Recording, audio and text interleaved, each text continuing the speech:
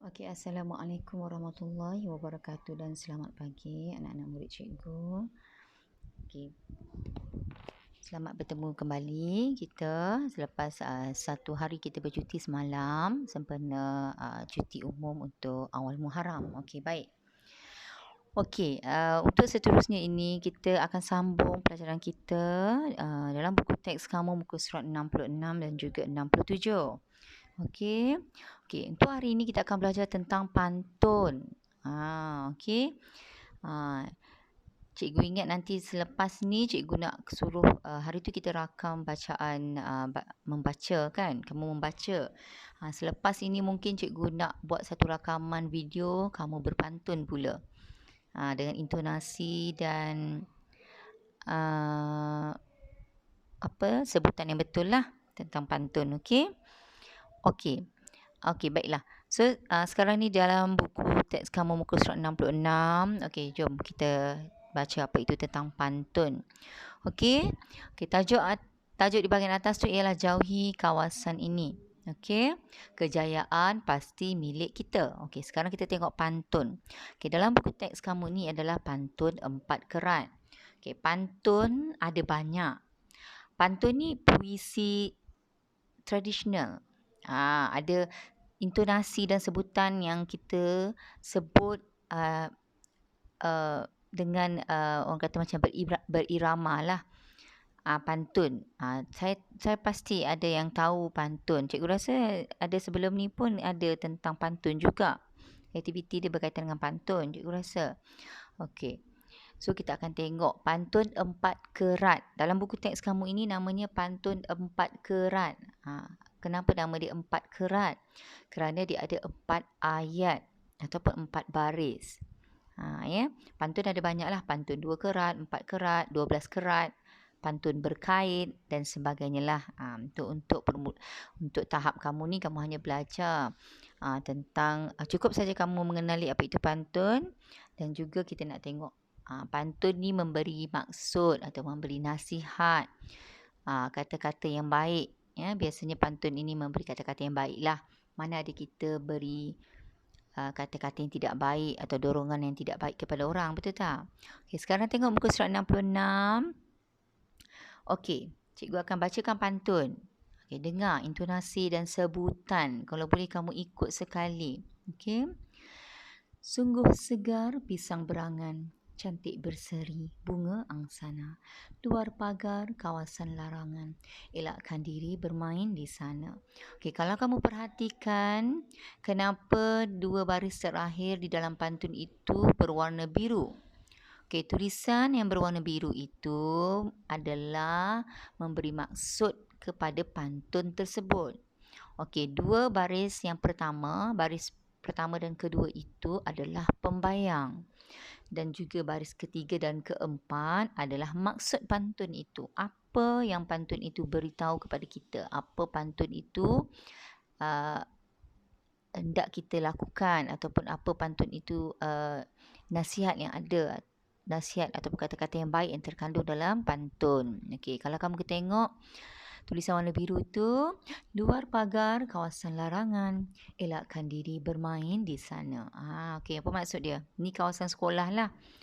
Kalau kamu tahu kawasan sekolah, kamu tidak boleh berada di luar pagar, kerana luar pagar adalah kawasan larangan. Kawasan larangan bermaksud kawasan yang tidak boleh kamu masuk atau kamu bermain atau pergi di kawasan tersebut. Larangan maksudnya tidak boleh berada di situ.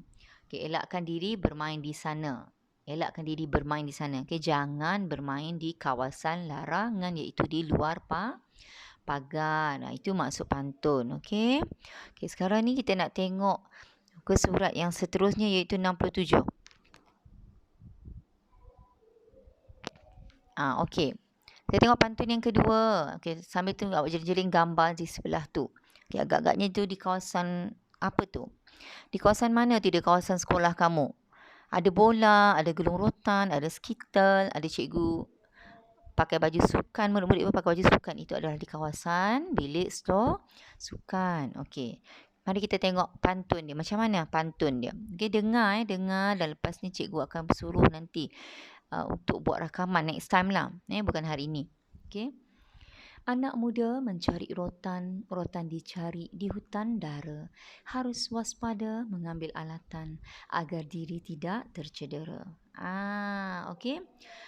So mana satu tu maksud pantun?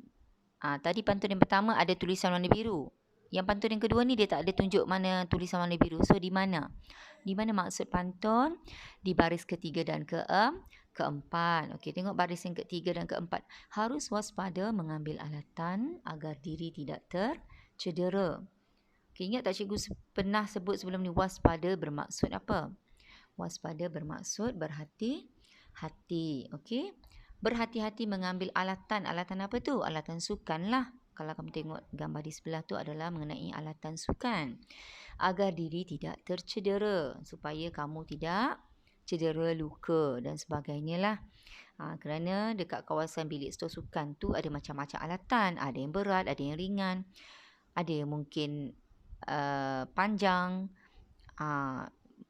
Panjang ke lembut, ada yang keras. So, berhati-hati mengambil alatan di dalam bilik stor sukan agar tidak tercedera. Jadi maksud kat bawah tu, apa tu? Kita hendaklah, seperti yang cikgu sebut tadi lah, kita hendaklah berwaspada ataupun awak boleh tulis berhati-hati mengambil alatan di stor sukan agar diri tidak tercedera, supaya kita tidak tercedera. Okey, tengok pantun yang ketiga. Okey, cikgu bacakan pantun dengar ya. Beli sepukal durian di dusun, manggis seguni harganya rendah. Basikal dan motosikal diletak tersusun, bermain di sini mengundang padah. Okey.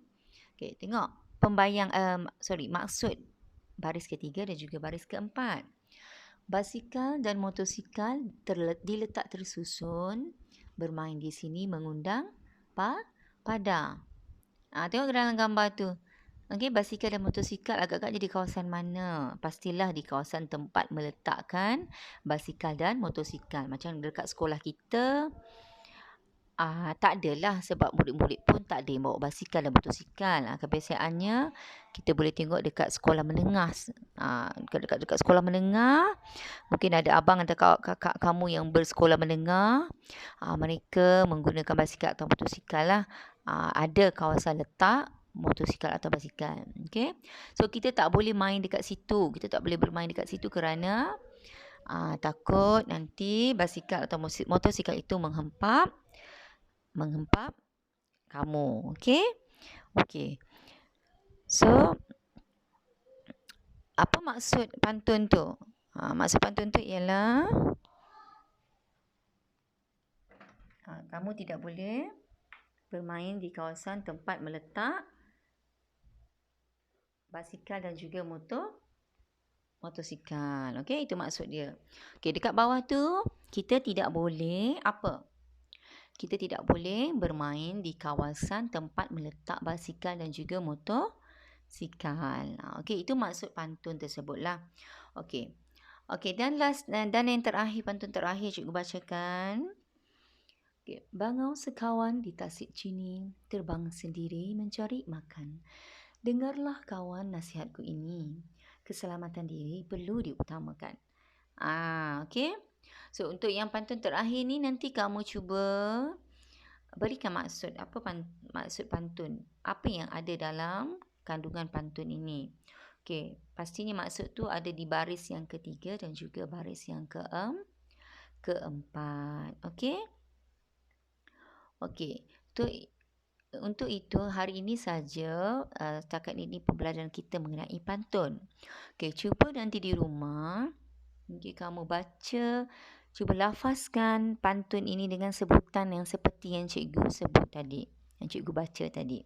Okey, pantun dia bukan setakat kita baca macam buku cerita. Okey, dia ada lenggok yang tersendiri. So cuba.